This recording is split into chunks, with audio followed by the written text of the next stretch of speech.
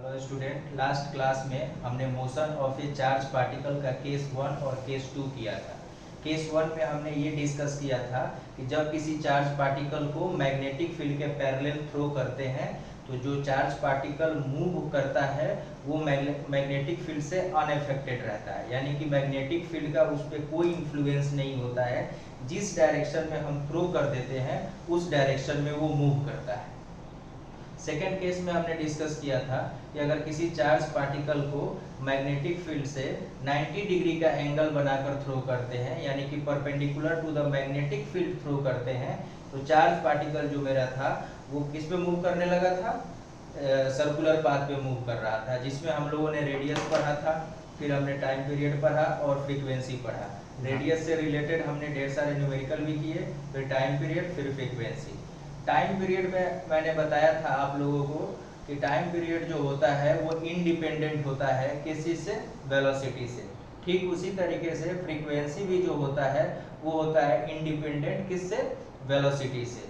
तो तीन चीज कल डिस्कस किए थे इसमें। पहला term radius of a circular path, दूसरा अगर कोई चार्ज पार्टिकल रिवॉल्व कर रहा है तो उसका टाइम पीरियड क्या होगा, और थर्ड उसका फ्रीक्वेंसी क्या होगा। आज के क्लास में हम लोग केस थर्ड स्टार्ट करेंगे, जिसमें चार्ज पार्टिकल को मैग्नेटिक फील्ड से एंगल थीटा बना के थ्रो किया जाएगा। एंगल थीटा मींस कि except 0 degree, 180 degree and 90 degree. इन तीनों के अलावा कोई भी एंगल दिया जा सकता है, 30 डिग्री, 45 डिग्री, 60 डिग्री। तो उस केस में चार्ज पार्टिकल पे क्या इफेक्ट पड़ेगा मैग्नेटिक फील्ड का वो डिस्कस करेंगे। चार्ज पार्टिकल किस पाथ पर मूव करेगा वो डिस्कस करेंगे। फिर उसमें हम लोग उसका टाइम पीरियड, फिर पिच एंड सो ऑन, बाकी के सारे टॉपिक्स हम उससे रिलेटेड डिस्कस करेंगे। चलिए स्टार्ट करते हैं कि when a charge particle is throne by making an angle theta with the direction of magnetic field, यानी कि आप ना मैग्नेटिक फील्ड के पैरेलल थ्रो कर रहे हो ना मैग्नेटिक फील्ड के परपेंडिकुलर थ्रो कर रहे हो। आप एक नॉर्मल एंगल थीटा लेकर चल रहे हो, किसी एंगल थीटा को। तो ध्यान रहे, जब कोई एंगल आप थीटा लोगे तो उस वेलोसिटी का दो कंपोनेंट ब्रेक होगा। पहला कंपोनेंट जो ब्रेक होगा वो मैग्नेटिक फील्ड के पैरेलल होगा, और दूसरा कंपोनेंट जो होगा वो मैग्नेटिक फील्ड के परपेंडिकुलर होगा। ध्यान रहे, जब एंगल थीटा बनाकर थ्रो किया गया है तो उस थीटा का दो कंपोनेंट ब्रेक होगा। पहला parallel to the magnetic field और दूसरा perpendicular to the magnetic field.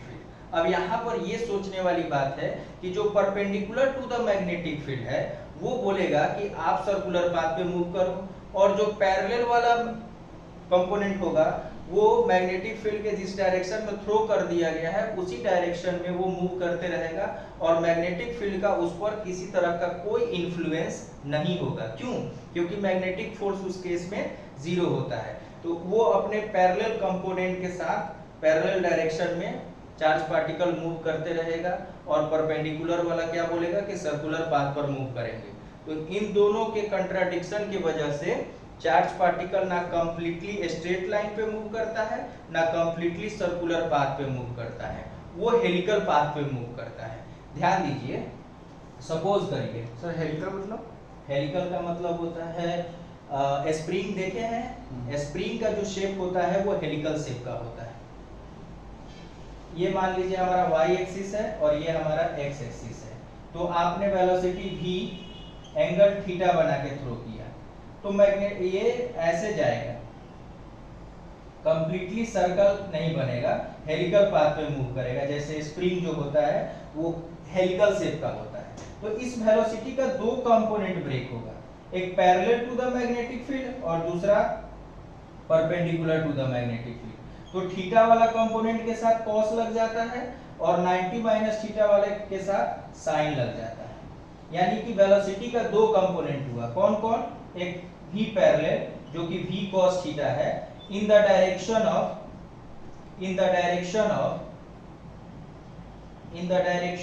Magnetic field, in the direction of magnetic field, यानी कि मैग्नेटिक फील्ड के डायरेक्शन में जो कंपोनेंट होता है वेलोसिटी का वो होता है v cos थीटा, और जो परपेंडिकुलर कंपोनेंट होता है यानी v sin थीटा, ये जो होता है perpendicular to the magnetic field, perpendicular to the magnetic field. ये बात ध्यान में रखनी है। कि जो पैरेलल है v cos theta in the direction of magnetic field, और जो परपेंडिकुलर है वो v sin थीटा है। इसको कैसे याद रखेंगे कि जो परपेंडिकुलर कंपोनेंट है वो v sin थीटा और पैरेलल जो है वो v cos थीटा। अब ध्यान दीजिए, कल मैंने डिस्कस किया था कि जो परपेंडिकुलर वाला कंपोनेंट होगा वो सर्कुलर पाथ में बोलेगा मूव करने के लिए, और पैरेलल वाला जिस डायरेक्शन में आप थ्रो कर दिए उसी डायरेक्शन में जाएगा, यानी कि मैग्नेटिक फील्ड का उस पे कोई इंफ्लुएंस नहीं होगा, यानी कि v cos थीटा से वो मूव करते चला जाएगा। इसी वजह से ऐसा हेलिकल पाथ बनता है, ना कंप्लीटली सर्कुलर बनता है ना कंप्लीटली स्ट्रेट लाइन बनता है।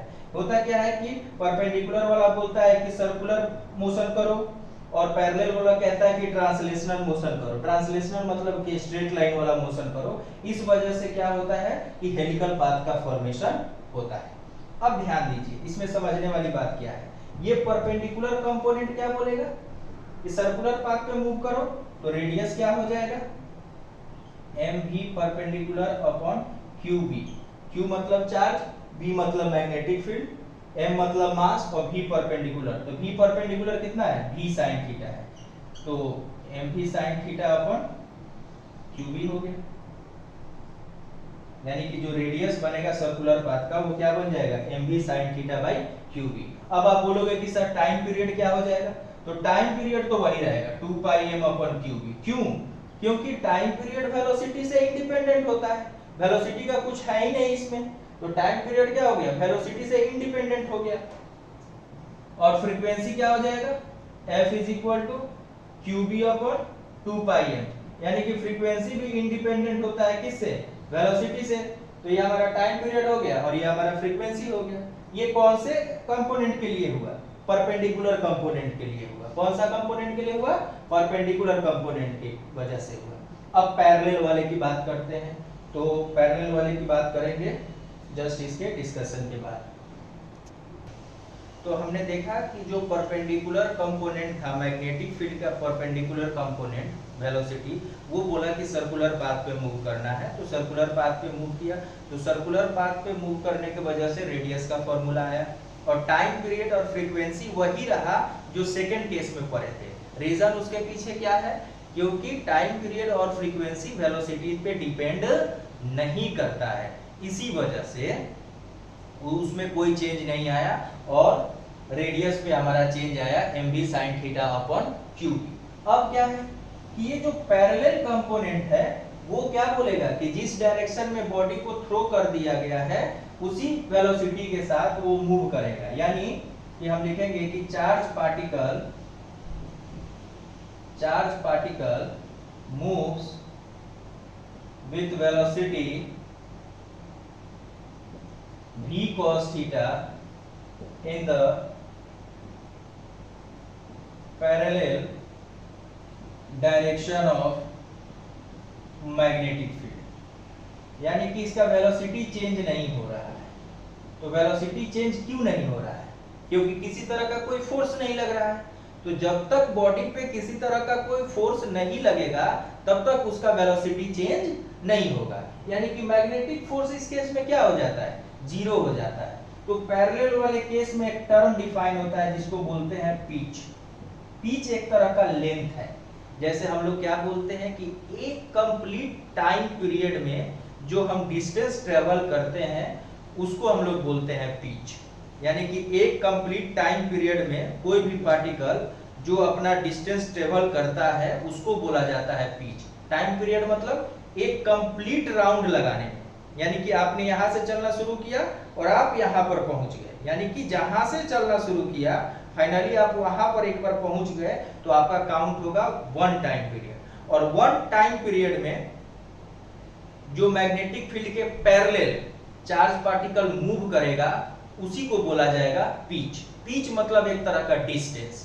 पिच का मतलब होता है एक तरह का distance, distance travelled by the charge particle in the parallel direction of magnetic field in 1 time period. Simple सी बात है, मैग्नेटिक फील्ड के पैरेलल में, मान लो कि मैग्नेटिक फील्ड इधर है, तो मैग्नेटिक फील्ड के पैरेलल में एक टाइम पीरियड में कितना डिस्टेंस ट्रेवल करेगा चार्ज पार्टिकल, उसको बोला जाता है पिच। पहले लिखते हैं फिर समझते हैं।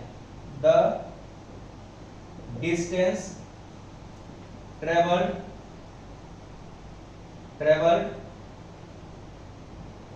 by the charge particle in parallel direction of magnetic field in one time period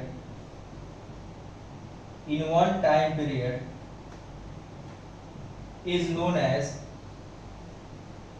pitch. जैसे अभी हम लोगों ने देखा कि ये हमारा x था और ये हमारा y था, और इसमें हमने क्या दे दिया, वेलोसिटी v, और ये एंगल क्या था, थीटा था। तो ऐसे चला, यानी कि इस डायरेक्शन में एक टाइम पीरियड में कितना डिस्टेंस ट्रेवल किया है उसी को बोला जाता है पिच। तो पिच इज इक्वल टू क्या होता है। अब सबसे पहली बात सर, उसमें सर वहां पे सर एक पिच कैसे हुआ सर? मतलब जैसे मान लो कि तुम सर्कुलर पाथ पे मूव कर रहे थे, हाँ, तुम अपना टाइम पीरियड पूरा किए 2πm/qv, उतना ही डिस्टेंस में, जैसे मान लो कि तुम और हम दोनों हैं, तुम ऐसे मूव कर रहे हैं और हम ऐसे मूव कर रहे हैं, तो मान लो कि हम एक राउंड लगाए सर्कुलर पाथ पे, तो हमारा टाइम पीरियड हो गया। इसके लिए तो टाइम पीरियड होगा ही नहीं, इसके लिए टाइम पीरियड तो होगा ही नहीं। हाँ सर, है ना? हाँ सर। तो इसके लिए तो टाइम पीरियड होगा ही नहीं। टाइम पीरियड किसके लिए होगा, जो सर्कुलर पाथ पे मूव कर रहा है। तो एक बार मूव करेगा सर ना, हाँ, आप धीरे सर तो एक राउंड के लिए बात की, मतलब बस एक राउंड, एक पिच हो गया। एक पिच हो गया। और अगर स्प्रिंग से अगर 5 बार घुमा हुआ है, 5 पिच हुआ सर। हाँ, 5 पिच हो गया। क्लियर सर, ठीक है। तो पिच इज इक्वल टू होता है v cos थीटा, यानी कि स्पीड इनटू टाइम पीरियड। तो स्पीड कितना था, v cos थीटा, तो v cos थीटा ले लिए, और टाइम पीरियड हो गया हमारा 2πm/qv। v cos theta is equal to 2πm/qv। तो अगर आपसे पिच पूछता है निकालने के लिए, तो आपको फॉर्मूला ये अप्लाई करना पड़ेगा, v cos theta into 2πm/qv।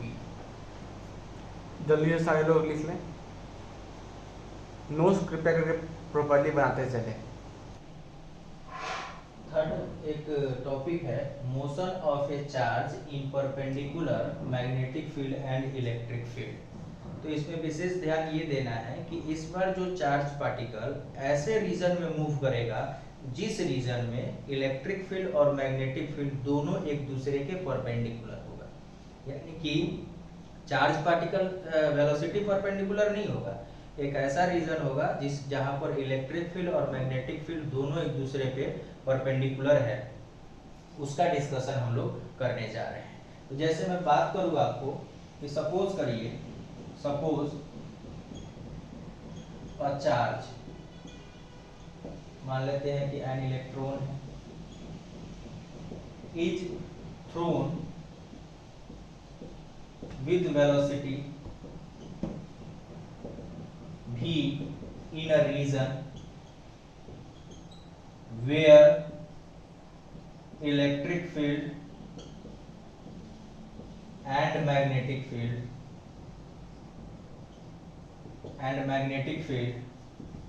both are perpendicular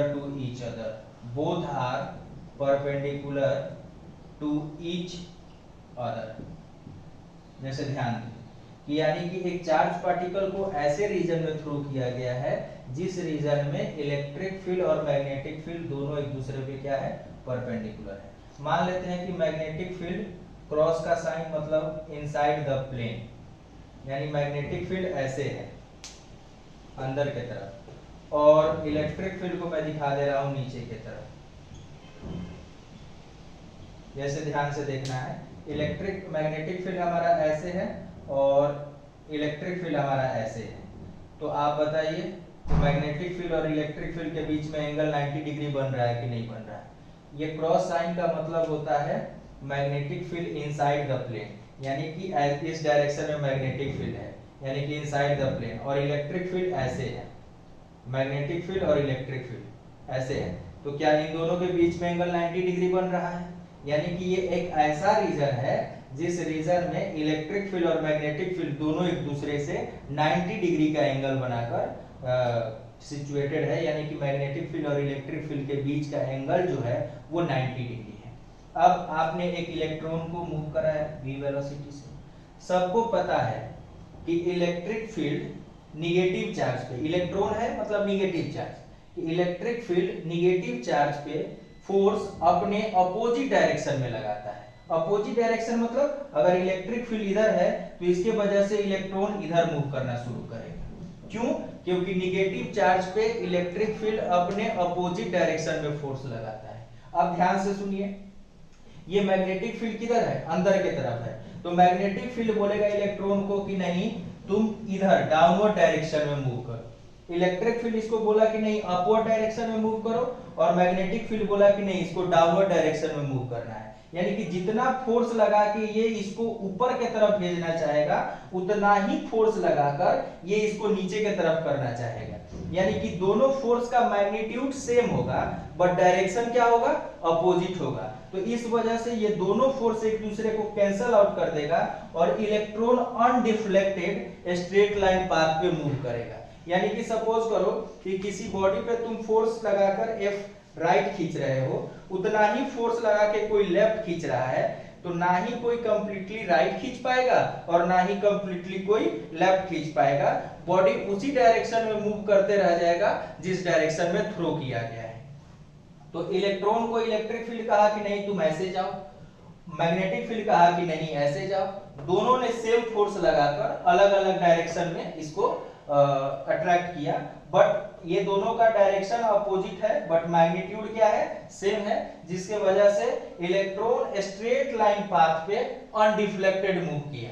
तो जिस वेलोसिटी से इलेक्ट्रॉन अनडिफ्लेक्टेड मूव करता है उस वेलोसिटी को बोला जाता है वेलोसिटी सेलेक्टर। जिस वेलोसिटी से इलेक्ट्रॉन अनडिफ्लेक्टेड मूव करता है इन a reason where electric field and magnetic field both are present, then this velocity is known as velocity selector. तो इलेक्ट्रिक फील्ड इसको अपवर्ड डायरेक्शन में मूव करा रहा है और मैग्नेटिक फील्ड इसको डाउनवर्ड डायरेक्शन में मूव करा रहा है। तो इस केस में इलेक्ट्रिक फोर्स और मैग्नेटिक फोर्स दोनों एक दूसरे के क्या हो जाता है? इक्वल हो जाता है। तो इलेक्ट्रिक फोर्स कितना होता है? Q into E, बट यहाँ पर इलेक्ट्रॉन है तो E into E, और मैग्नेटिक फोर्स कितना हो जाएगा? E VB। E मतलब QVB, मैग्नेटिक फोर्स हमने पढ़ा हुआ है क्या होता है? QVB। तो Q चार्ज की जगह पे क्या है? इलेक्ट्रॉन है, यहाँ पे E आ गया तो E से E कैंसिल आउट हो गया, तो V इज इक्वल टू क्या हो जाएगा? E upon B। यानी this velocity is known as velocity selector. This velocity is known as velocity selector, यानी electric field upon magnetic field. Electric field का भी वैल्यू दिया है और मैग्नेटिक फील्ड का भी वैल्यू दिया है। ऐसे E/B करके हम लोग वेलोसिटी यहाँ पर इजीली कैलकुलेट कर सकते हैं। ओके।